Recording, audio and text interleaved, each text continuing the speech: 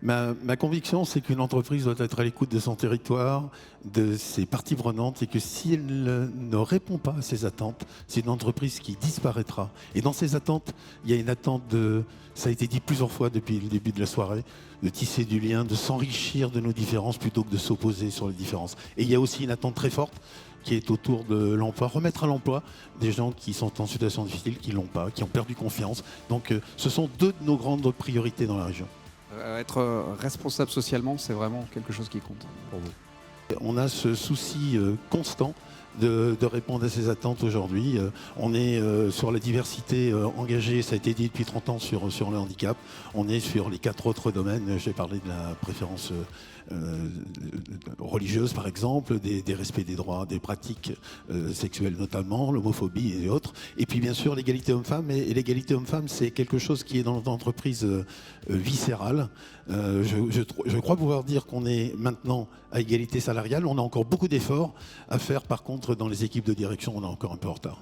C'est la compagnie du street food représentée par Ryan Rogaille.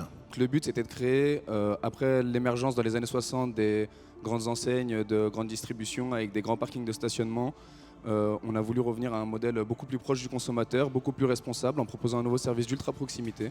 On est proactif, on va directement au client, on n'attend pas que le client vienne à nous, et ça rapporte aussi de la convivialité dans notre société, comme on parlait tout à l'heure de recréer du lien, notamment avec les machines qui commencent à prendre une part de plus en plus importante. On essaye de recréer du lien humain, tout simplement.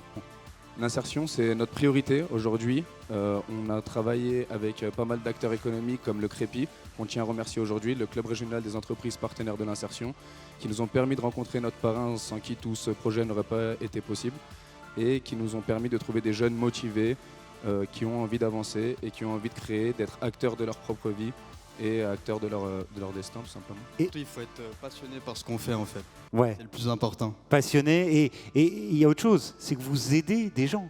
Vous aidez parce que vous a aidé. Vous avez envie de rendre ça. Exactement. Nous, on a été beaucoup épaulés, notamment par la ville de Lyon, par pas mal d'acteurs économiques qui sont aujourd'hui en train de travailler avec nous, notamment des associations, Singa, Finkela, qui nous met à disposition des personnes qui sont à la recherche d'emploi, des personnes qui sont asilées politiques ou réfugiés, les forme au travail en France. Et nous, on est là pour leur proposer, non pas d'être employés, mais d'être entrepreneurs et de créer leur propre société, tout simplement.